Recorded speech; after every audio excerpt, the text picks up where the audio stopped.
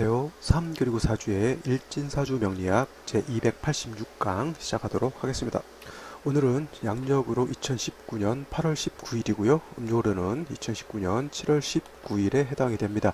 오늘 공부해야 할 명식 기해년, 임신월, 무자일이 되겠고요. 오늘의 일진 무자가 되겠습니다. 오늘 공부해야 할 명식은 무토라고 하는 일간이 신월에 태어난 사주 명식이 되겠습니다. 제일 먼저 일간과 원령에 대해서 알아보고요. 그 다음에 나머지 글자 3주를 먼저 보게 되고 그 다음에 생시를 어떤 것으로 맞춰야 될지 한번 보도록 하겠습니다. 어저께는 정화에 대해서 했고요. 오늘은 무토라고 하는 천간 글자 10글자 중에서 5번째 글자에 해당이 되죠. 그래서 무라고 하는 글자에 대해서 공부를 하는 것인데요. 자, 이 무라고 하는 것은 양토에 해당이 된다라고 보면 되겠습니다.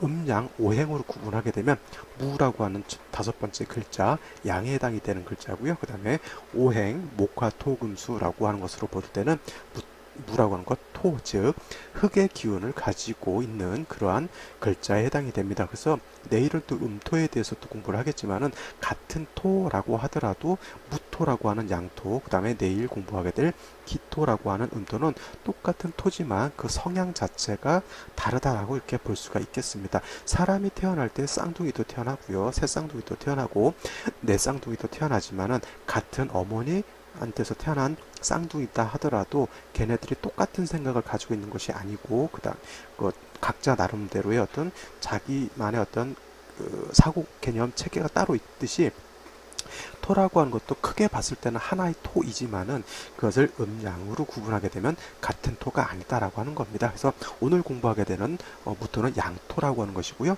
그 성향 자체는 고항토라고 해요. 고항토. 고한토가 아니고 고항토가 되겠죠. 고항토라고 하는데 이 고항하다라고 하는 것은 뭐냐면 높고 또는 넓다라고 하는 그런 개념을 갖고 있습니다. 가끔 제가 노래방에 가게 되면은 가끔 부르는 노래가 있는데 안치환이 불렀던 거 아니면 노차사가 불렀던 거예요. 광야에서라고 하는 그런 노래가 있죠. 그래서 요거 굉장히 좀 제가 좋아하는 노래인데 무토라고 하는 는 토는 뭐냐면 이 광야처럼 굉장히 드넓은 벌판과 같은 그런 것에 해당이 되겠죠. 그래서 이 광야에서라고 하는 그런 광야가 바로 무토를 개념한다라고 이렇게 보면 되겠고, 그 다음에 뭐 에베레스트 산이라든가 아니면은 뭐 태백산, 뭐 한라산, 뭐 백두산 같은 그런 높은 산이죠. 넓다라고 하는 개념은 광야 같은 개념이고요. 높다라고 하는 개념은 뭐 에베레스트 산이라든가 이렇게 높은 산들을 의미합니다. 그래서 무토라고 하는 것을 여러분들 생각할 때는 그냥 글자 무토만 생각하지 마시고요. 머릿속에다 그러한 높은 산 같은 것 이렇게 생각하시고요. 아니면 곡식이 빼곡하게 심어져 있는 넓은 김제평야라든가 호남평야 아니면 김해평야 같은 걸 생각하시면은 아마 무토를 이해하시기가 조금 더 쉽지 않을까라고 생각이 듭니다. 그냥 글자만 놓고 보게 되면 굉장히 이해하기도 어렵고 그 다음에 뭐가 필요한지도 잘 모르죠. 그래서 이렇게 고항토다 내지는 내일 공부하게 될 것 전원토다라고 이렇게 비유를 들어서 설명하는 이유가 거기에 있습니다. 굉장히 명리학이라고 하는 것이 굉장히 추상적이면서 형이상학적인 그런 개념들을 갖고 있는 것이기 때문에 그냥 설명하게 되면 알아듣기도 어렵고요. 그 다음에 가르치는 입장에서도 굉장히 난해합니다. 이거 어떻게 가르쳐줘? 눈에 보이지도 않는 어떤 기운적인 것인데 그래서 이거를 갖다가 사람들이 이해하기 쉽게 설명드리는 것 그래서 비유를 많이 드는 거죠.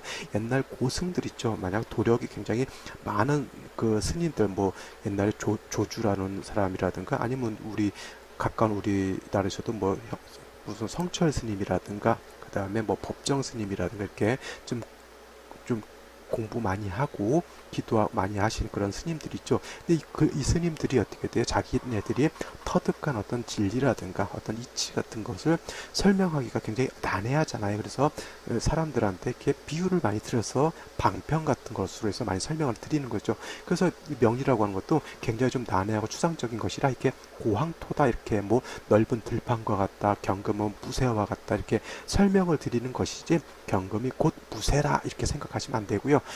그렇게 이해를 하신 다음에 경금이라고 하는 것이 그러면 실체가 무언가라고 하는 것은 각자 개인적으로 한 번 더 공부를 해보시는 것이 개인한테 남겨지는 어떤 숙제가 아닐까 이렇게 싶어요. 그래서 무토라고 하는 것 고항토 높고 넓은 높은 산 높은 구름 같은 것 내지는 넓은 광야 같은 것이다 이렇게 보시면 되겠고요. 그렇게 높은 산이라든가 높은 넓은 땅이 있다. 예를 들면 뭐 내가 실질적으로 높은 산이 있거나 넓은 땅이 있다라고 생각해 보세요. 그 땅과 높은 산을 그냥 놔두게 되면 그냥 황무지라든가 불모지밖에 더 되겠어요. 물론 요즘 같으면 산이 있으면은 뭐 넓은 땅이 있으면 거기다 집을 짓고 뭐 아파트를 세우고 물론 그렇게 어떤 부동산 개발적인 어떤 차원에서 생각해 볼 수 있겠지만 명리학 안에서는 어떻게 아파트를 세운다라고 하는 개념이라든가 뭐 상가 개념 이런 건 없잖아요. 그래서 무토라고 하는 것에 대해서 효용성을 극대화시키는 방법을 찾아야 되는 것이죠. 그래서 넓은 땅이 있다라고 하면 거기다 곡식을 빼곡하게 심어가지고 어떻게 됩니까? 뭐큰 소출을 얻게 되면은 큰 부자가 될 수 있는 것이고요. 내지는 높은 산이 있다라고 하면 거기다가 뭐 편백나무라든가 뭐 아름드리 소나무라든가 이런 것을 쭉쭉쭉쭉 심어 놓게 되면 어떻게 돼? 높고 넓은 그런 산이 어떻게 돼? 큰 숲을 이루게 되면 어떻게 돼?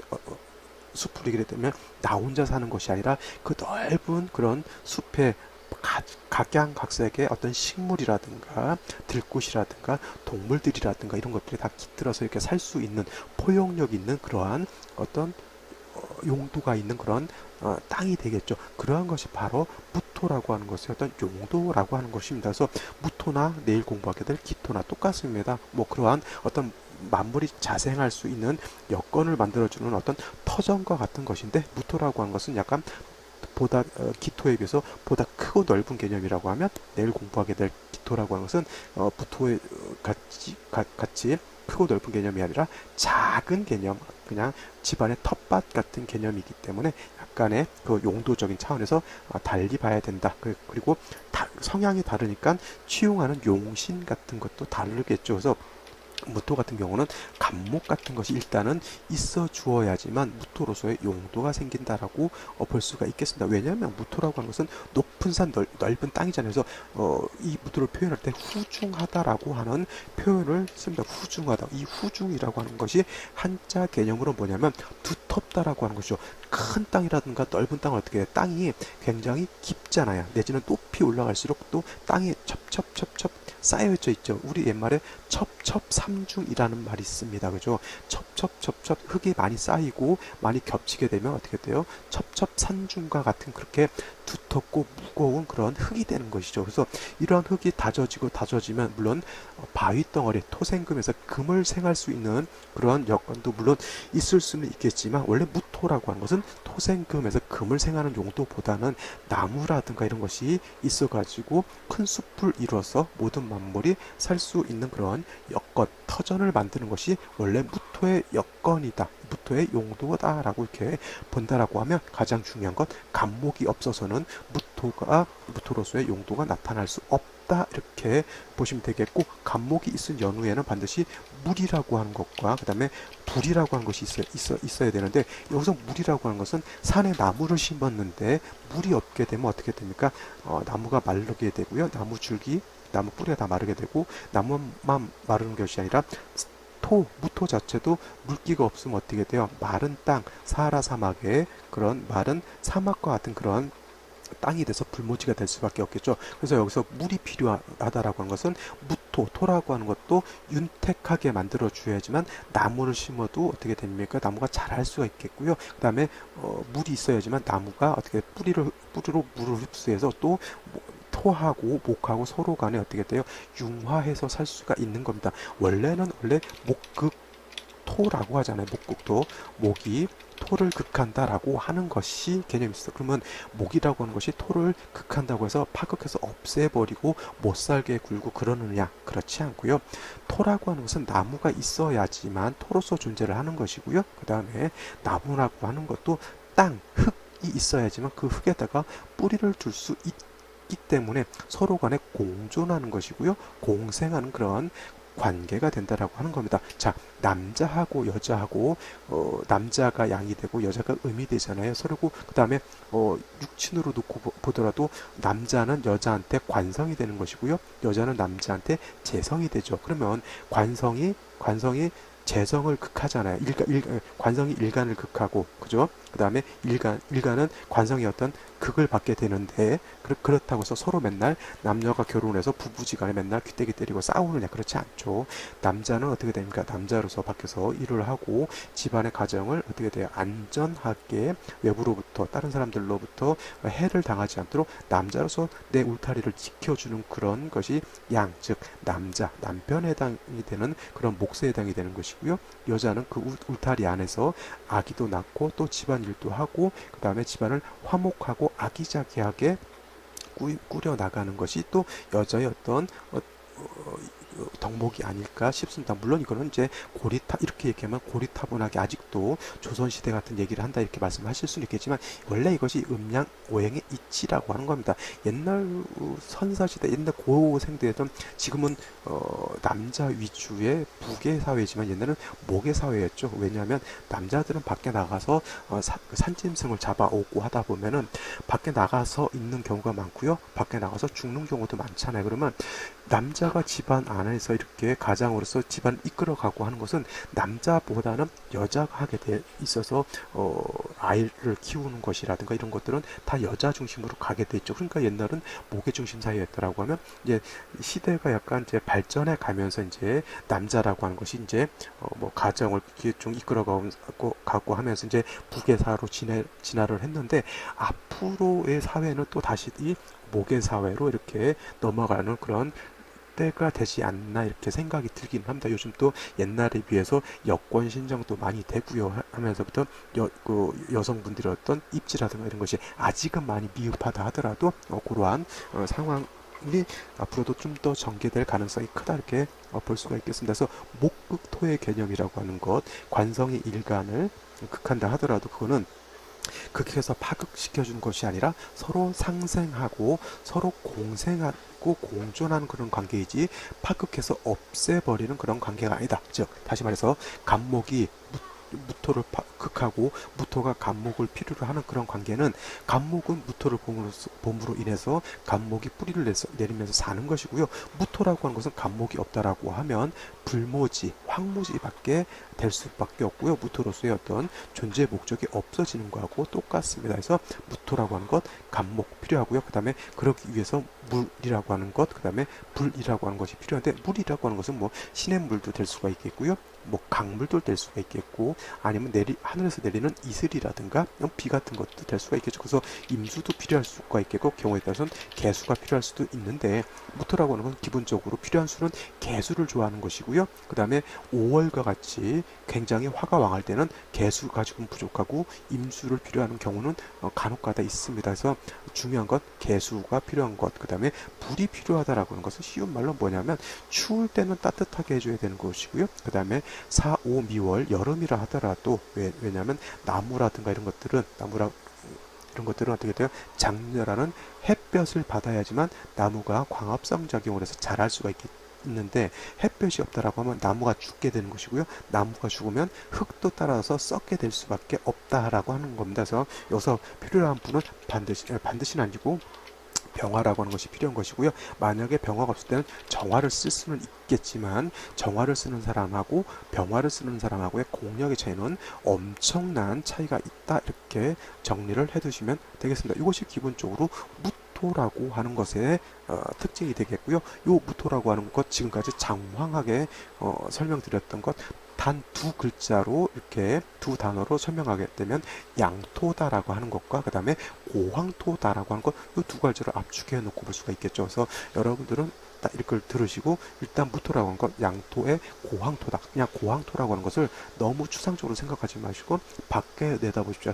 큰 산이 있고요. 넓은 들판이 있습니다. 그거를 보면서 무토를 공부하시면은 저런 들판에 아무것도 없으면 무토가 용도가 없겠구나. 저 산에 나무 한 그루 없으면 무토가 진짜 민둥산 대머리산이죠. 그래서 용도가 없겠구나. 뭐가 필요하겠구나. 이렇게 순차적으로 연상해가면서 공부를 하게 되면 그렇게 명리라고 하는 것이 어렵지 않다 이렇게 생각됩니다. 자, 이것이 무토에 대한 간략한 설명이었고요. 자, 원령에 대해서 한번 살펴보도록 하겠습니다. 자, 무토가 태어난 월령 신월이라고 하는 그런 계절입니다. 이 신월이라고 하는 것은 입추가 지나면서, 원래 신월은 입추하고 처서라고 하는 절기가 들어가 있죠. 여러분들 24절기라고 하는 것 명리학에서는 좀 중요한 의미를 갖고 있습니다.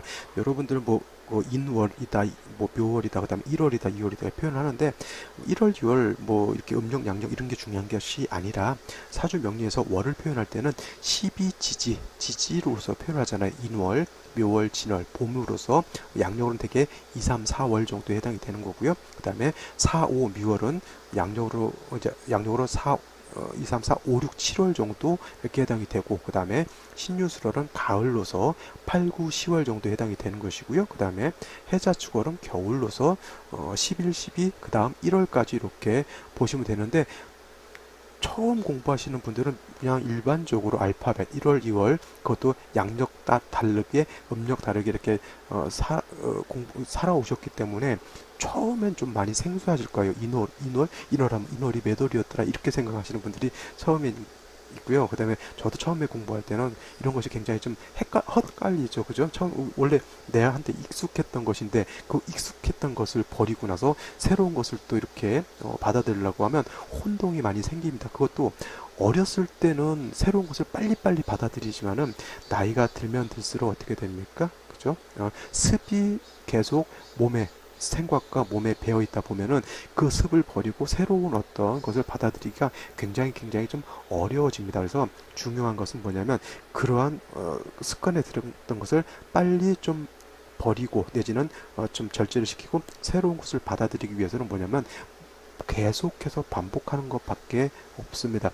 주로 이 명리를 공부하는 사람들이 일찍 공부하는 사람들도 20대 때, 10대 때 공부하는 사람들도 물론 있었겠지만, 주로 이제, 사회생활하고, 자식 다 낳아놓고, 그 다음에 정년 퇴직할 때쯤 돼서, 이제 시간도 좀 남고 해가지고, 이제 한번 공부 한번 해볼까라고 하는 게 이제, 지금까지 궁금했던 내 인생은 어떻게 해서 이렇게 왔을까라고 해서 이제, 한 40대 후반, 50대부터 공부하시는 분들이 좀 많아요. 그래서, 대학 같은데, 교육원이라든가, 이런 데 가면 이제, 연세 드신 분들이 공부를 이제 하시는 분들이 많이 있는데 이분들이 가장 어려운 게 뭐냐면 너무 생소한 것, 그 다음에 한자가 있는 것. 물론 이제 한자 공부를 많이 하시는 분들은 크게 문제될 바 아니지만은 일단 덜컥 어려운 게 한자가 많다는 것이 굉장히 어려운 것이거든요. 근데 너무 어렵게 생각하지 마시고요.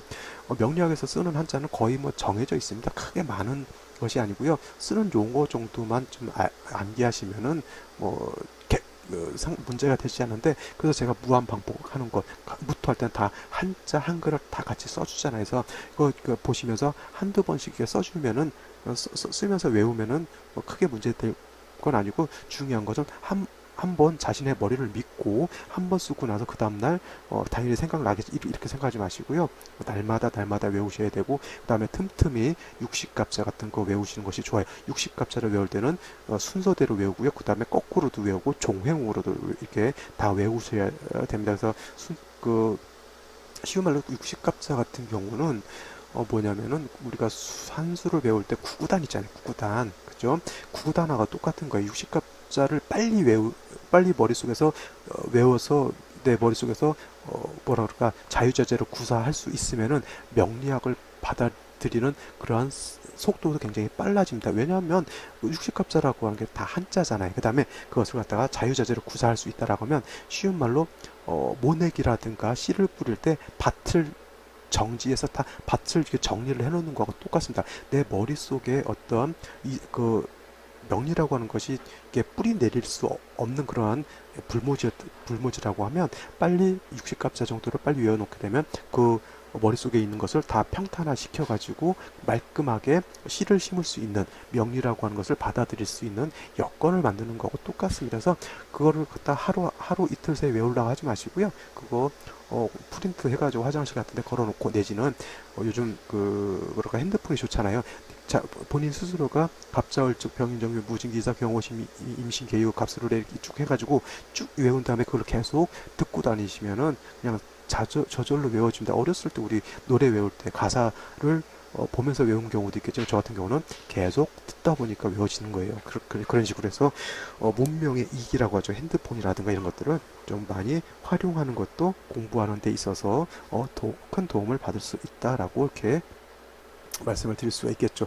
뭐 하다가 여기까지 왔는지 모르겠지만 신월이라고 하는 것, 자 초가을에 해당이 되는 거고요. 초가을, 자 기후 같은 경우는 어떻게 돼? 4, 5, 멸, 여름 같은 경우에는 매우 뜨겁고 여름은 일단 건조하다라고 생각하셔야 돼요. 우리나라는 물론 뜨거우면서도 약간 습한 그런 고온 다습한 기후이지만 명리학에서 화가 많다라고 하는 것은 일단은 건조하다라고 하는 것을 염두에 두시고 생각을 하시고요. 4, 5멸 굉장히 뜨겁고 건조한 그런 날씨라고 하면 신월부터 입추가 지나면서 신유술월로 넘어가게 되면 뜨거운 기운은 이제 넘어가게 되고 뭐라 그랬죠? 제가 하지후부터 이름이 시행해서 신월 정도 되면 벌써부터 삼음이라고 하는 것이 발생을 합니다. 삼음. 세 번째 단계의 음이 발생을 했다고 하는 것이고요. 그 다음에 신월 되게 되면 이제 금수가 왕량했죠. 금수가 세력을 얻는다. 하게 되면, 근데 반대로 금수가 세력을 얻는다라고 하는 뜻은 뭐냐면 반대로 화는 어떻게 돼요? 화는 약해진다죠. 그래서 이거를 갖다가 포태법이라고 하는 것으로 놓고 보면, 포태법이라고 하는 것으로 보게 되면 금은 어디서 포를 일으키죠? 인에서 포를 시작하여 신에 이르면 여기가 인관지에 해당이 되죠. 그래서 금은 어떻게 됩니까? 인에서 포를 일으켜서 신에 이르면 인관에 해당이 되기 때문에 금 자체는 매우 왕하죠. 그 다음에 수라고 하는 것은, 수는 금이 아니죠. 수는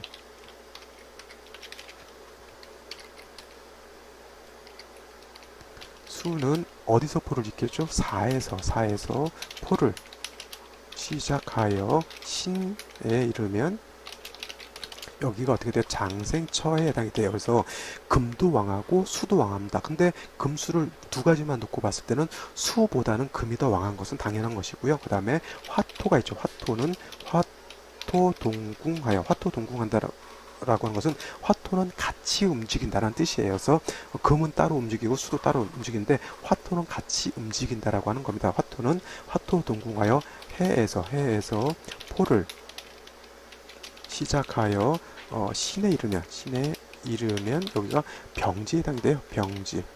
병지라고 하는 거예요. 병자가 아플 병자, 병환 할 때 병이죠. 그래서 해에서 포를 일으켜 가지고 왕지인 사오미를 지나서 병지인 신월에 이르면 이제 사람으로 치면 이제 나이가 한 50대, 한 60대에 대해서 이제 약간 쇠잔해지고 쇠약해지고 하는 그런 단계를 뜻하는 것이고요. 마지막으로 목은 포를 어디서 시작하냐면 바로 이 신에서 포를 시작한 거예요. 신에서 포를 시작한다. 그래서 여기로 뭐라 그래요? 절지 내지는 토지라고 하는 표현을 쓰는 것이죠.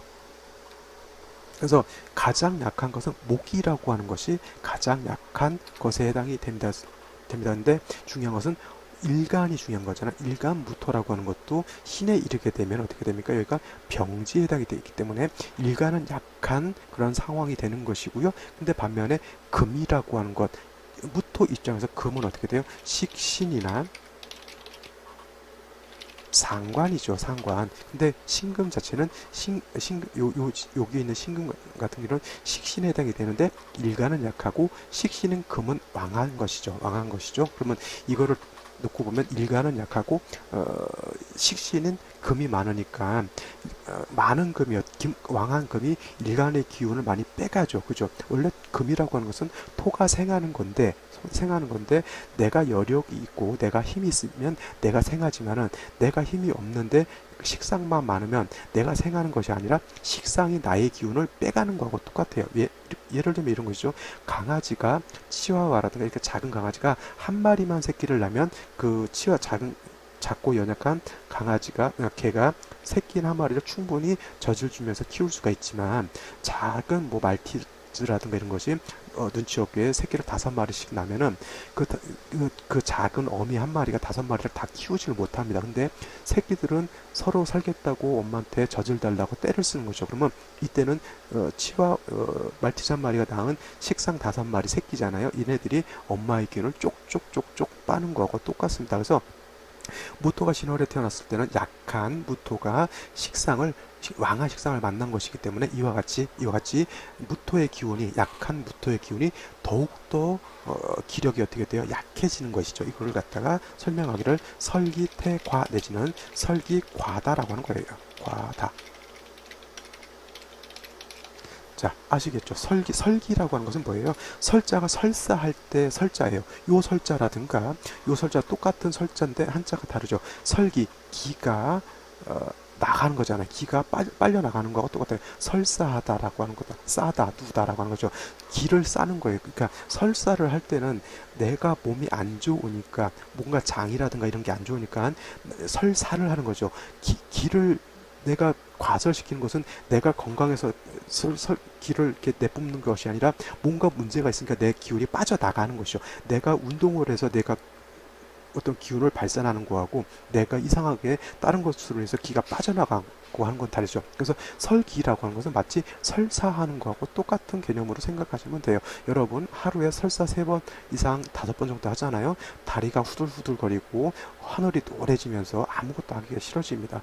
물론 그런 경험 은 없으시는 게 좋겠지만 가끔 저는 그런 경험을 할 때가 있는데 이 설사 5번 하면 그냥 눕고 싶습니다. 아무것도 하고 싶지 않은 그런 상황인데 설기가 태과 지나치게 많다라고 하는 것이 설기태과라고 하는 것이고요. 설기과다는 똑같은 거죠. 설기가 어떻게 돼요? 과다 지나치게 많다라고 하는 뜻입니다. 그래서 무토가 신월에 태어났든 다음 달인 무토가 6월에 태어났던 것도 마찬가지로 다 설기태가 설기과다가 되는 것이니까 중요한 건 뭐예요? 설사 많이 하면 빨리 약 먹어야 되는 것이죠. 병원 가가지고 치료를 해야 되는 것이고 약한 기를 보충해 줘야 되는 겁니다. 여기서도 마찬가지로 얘가 설사 나의 기운을 많이 빼가니까 일단은 기력이 약한 무토부터 도와줘야 되는 것이고요. 그 다음에 기운을 빼가는 얘네들도 야 너네 엄마의 기운을 빼가지 마 하면서 절제를 시켜주는 것이 가장 필요하다라고 볼 수가 있겠죠. 그래서 여기서 가장 필요한 것은 어떻게 돼요? 화라고 하는 글자가 굉장히 필요할 겁니다. 그래서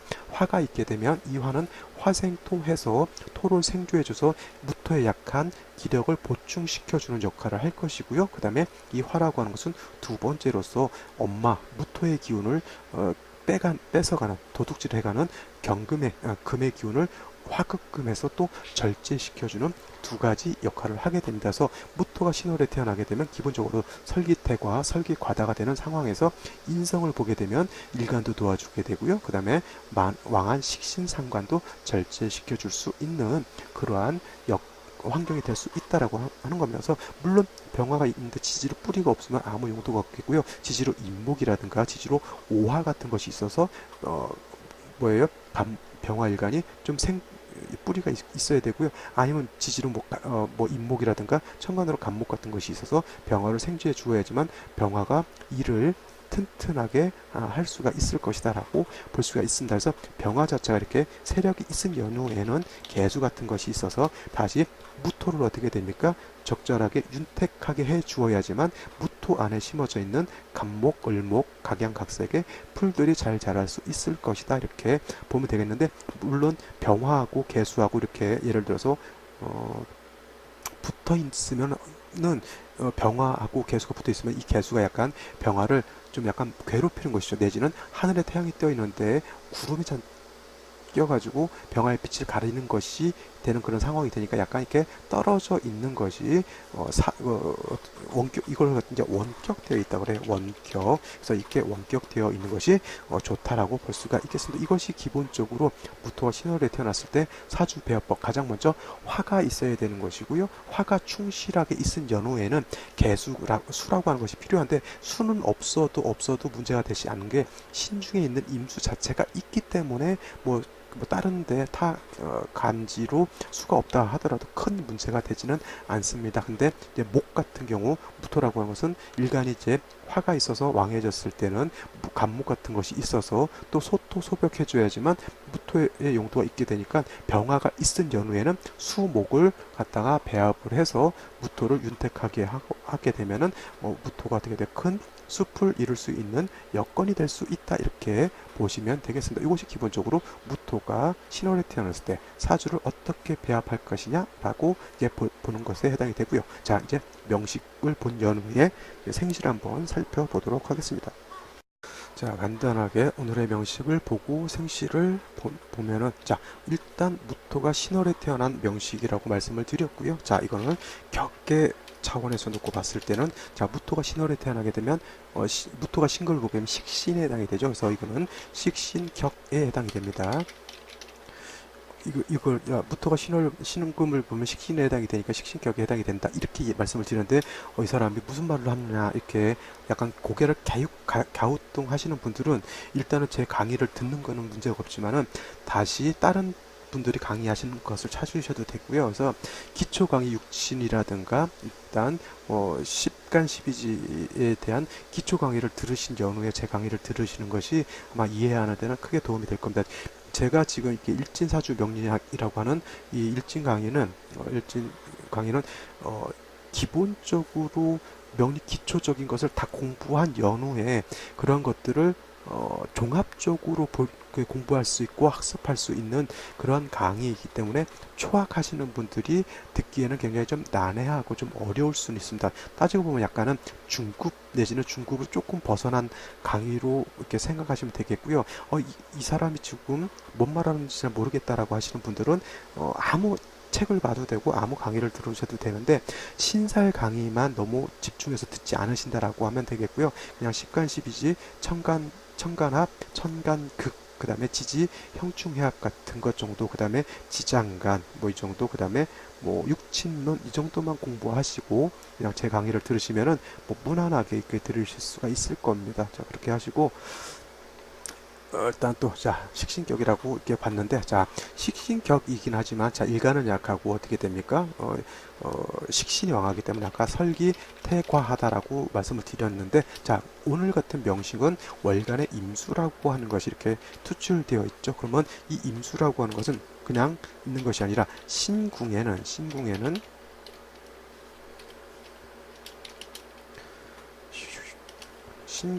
지장간이 무토, 임수, 그 다음에 경금이라고 하는 것이 들어있는데 여기에 투출되어 있는 임수는 이 신궁, 요 안에 있는 지장간, 임수라고 하는 것이 투출되어 있는 겁니다.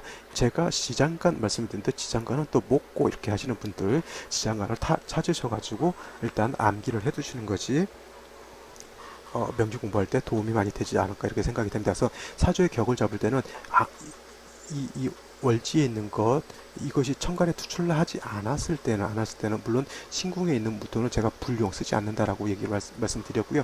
임수라든가 경금이라고 하는 것이 천간으로 투출하지 않았을 때 그냥 월지 자체 즉 경금이라고 생각하고 격을 잡으면 되는 거니까 그냥 식신격으로 듣고 보시고 설기과다하다라고 기본적으로 이렇게 생각하시면 되는데 이 중기인 임수가 투출한 거잖아요. 월간으로.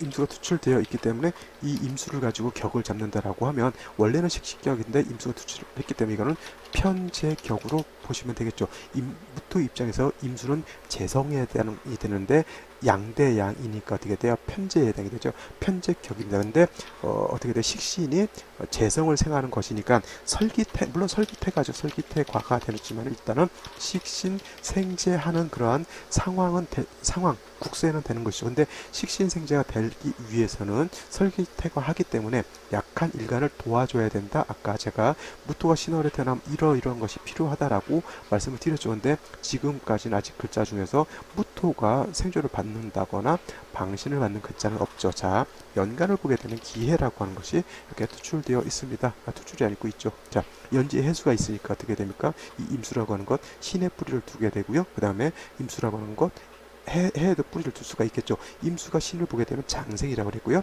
임수가 해를 보게 되면 녹, 즉 임관에 해당이 됩니다. 그래서 임수 자체가 굉장히 왕한데 그러면 약한 무토 하나로서 일간 하나가 이 왕한 재성과 식재를 다 감당할 수가 없습니다. 그래서 화가 있거나 비겁이 있어서 나를 도와줘야 되는데 연간에 있는 이 기토라고 하는 것은 어떻게 돼요? 나를 도와줄 여력이 없습니다. 오히려 이 기토라고 하는 것은 임수를 감당할 수 없기 때문에 이 기토는 어떻게 됩니까? 오히려 사수동류 될 수 있다.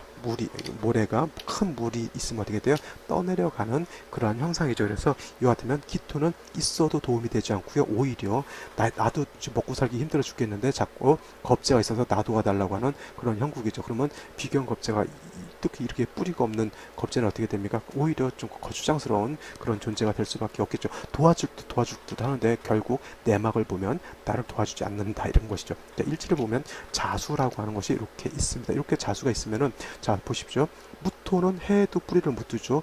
해중 무토 있잖아요. 이렇게 말씀하시면 제가 지금까지 왜 이런 강의를 했는지 진짜 어떤 분처럼 자괴감이 들 수도 있습니다. 해중 무토, 신중 무토 제가 쓰지 않는다라고 누누이 여러 차례 말씀을 드렸으니까 신중 무토, 해중 무토를 언급하시면 제가 가끔 열심히 강의를 한 것 같은데 이렇게 질문하시면 제가 또 자괴감에 또 빠져서 어머 왜 이럴까 이렇게 그럴 수가 있으니까 신중 무토, 해중 무토는 언급하지 마시고요. 자, 무토는 저 해 신자에 전혀 뿌리를 둘 수가 없는 반면에 이 임수 편제는 어떻게 돼요?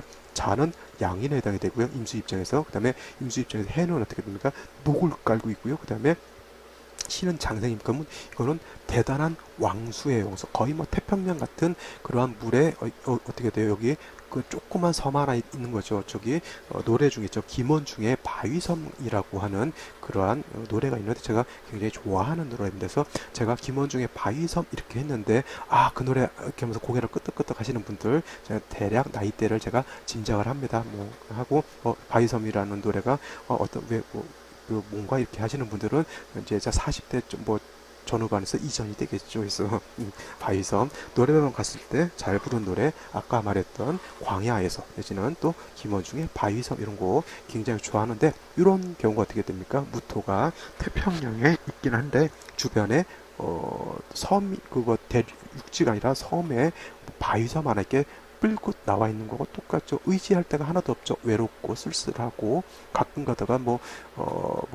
지나가는 기토가 있다라고 하는 거 뭐야 배 한 척 슥슥 지나가는데 뭐 배꼽동 소리만 뿡뿡 울리지 이 배가 뭐 와가지고 정착해가지고 뭐 나를 뭐 이렇게 재밌게 해주고 그런 거는 아닌 것 같습니다. 그죠? 이 무토 굉장히 외롭습니다. 이렇게 상황의 이 정도 3주까지만 놓고 봤을 때 무토가 의지할 데가 아무 데도 없죠. 아무 데도 없으면 이때는 기명, 종제, 격이 될 수도 있다라고 하는 것을 머릿속에 염두에 두고 사주를 봐야겠죠. 물론 생시가 어떤 글자냐에 따라서 종제격이 될 수도 있고 종제격이 되지 않을 수도 있는데 이 3주만 놓고 봤을 때 굉장히 편고한 사주다. 편고하다라죠. 한쪽으로 많이 치우쳤다라고 하는 거예요. 그래서 이거를 기탁 편고라고 하는 그러한 말을 쓰는데 기탁평고라고 하는 건 뭐예요? 무토 사주라고 하는 것은 중화라고 하는 것이 굉장히 중요하다라고 말씀을 드렸잖아요. 이거는 중화가 다 깨진 겁니다. 일간 무토가 의지할 곳이 하나도 없죠. 이렇게 3주까지만 놓고 봤을 때는 화가 하나도 없잖아요. 그래서 제가 가끔 가다 그러면 이제 생시에서 화를 얻으면 그나마 좀 나아지게 되는데 제가 가끔 어떤 강의라든가 설명해 준 걸 봤을 때 생시 없이 3주만 가지고 사람의 운을 말하는 것을 보는 경우가 있는데 그렇게 보면 절대 안 되는 겁니다. 왜냐하면 생시가 여기서 화가 있느냐 수가 있느냐에 따라서 사주 자체가 판이 아니게 달라지는 거거든요. 근데 생시가 정해지지 않았는데 이 3주만 가지고 사람 운명을 기륭을 논한다. 이거는 다 거짓말 내지는 신이죠. 신. 그죠? 볼 수 없는 걸 가지고 보는 거니까 이 생시만 해도 12가지 생시가 나오는데 그죠? 그래서 이 기탁평고라고 하는 건 뭐예요? 이렇게 사주가 평고해지게 되면 기가 탁해지고 한쪽으로 너무 치우쳐 버려가지고 어떻게 됩니까? 그죠? 사주가 안 좋아진다라고 하는 것을 기탁평고라고 하는 말을 써서 표현을 하는 것이죠. 자, 여기까지 설명을 드리고요. 자, 생시를 한번 살펴보도록 하겠습니다. 자, 생시를 보게 되면 제가 아까 이 3주까지만 놓고 봤을 때 일간무토가 의지할 곳이 하나도 없기 때문에 뭡니까? 종제격이 될 수 있다. 기토가 있어서 약간 탁기는 있다 하더라도 양간인 무토가 음간에 의지해서 종하지 않는 경우, 물론 이게 종하지 않는다고 이렇게 볼 수도 있겠지만 저 같은 경우는 기토는 없는 거하고 똑같습니다. 그래서 기명 종제격이 될 수 있다. 기명 종제격이라고 해.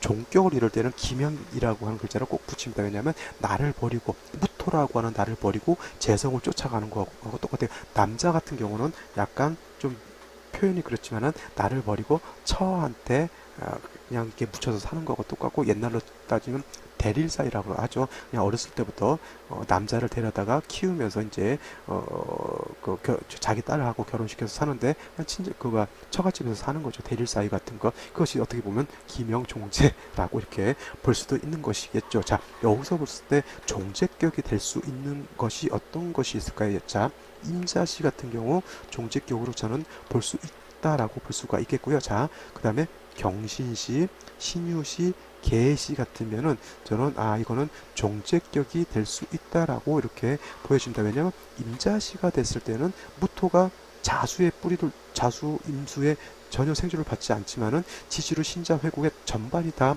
기토 하나 빼고는 수국을 형성하는 것이죠. 그러면 이건 종제격이 될 수 있다라고 볼 수가 있겠고, 그 다음에 경신시가 된다 하더라도 물론 원령이 신월이기 때문에 금왕전은 신월이기 때문에 경신시가 되면 어떤 분들은 이것을 금으로 종해서 종혁격으로 봐야 된다라고 하는 분들도 있지만은 이거는 뭐예요? 투출된 것이 신자수국해서 임수가 투출되어 있기 때문에 이것을 종혁격으로 보게 되면 수가 많으면 어떻게 돼요? 금으로 종해야 되는데 수가 많으면은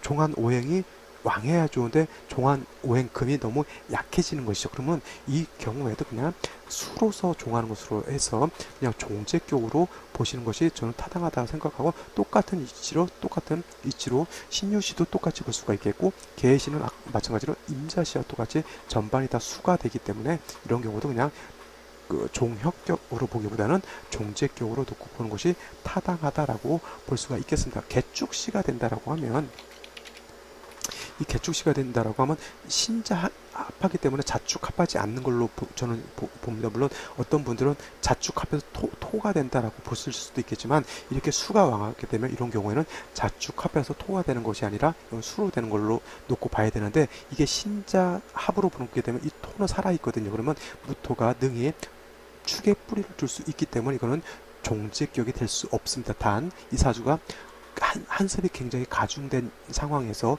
화가 한 점도 없기 때문에 사주 자체는 굉장히 아까 말씀드렸던 기탁평구한 사주가 되는 것이고요. 이 사주가 화운이라든가 톤으로 봤을 때는 그나마 일간이 부조를 받을 수 있는 울로로 간다라고 이렇게 볼 수가 있겠지만, 반대로 금운이라든가 어떤 수운으로 가게 되면 다시 금수가 왕량해지기 때문에 이때는 별로 좋지 않은 환경을 맞이할 수밖에 없다, 이렇게 볼 수가 있겠습니다. 갑인시 한번 더 볼까요?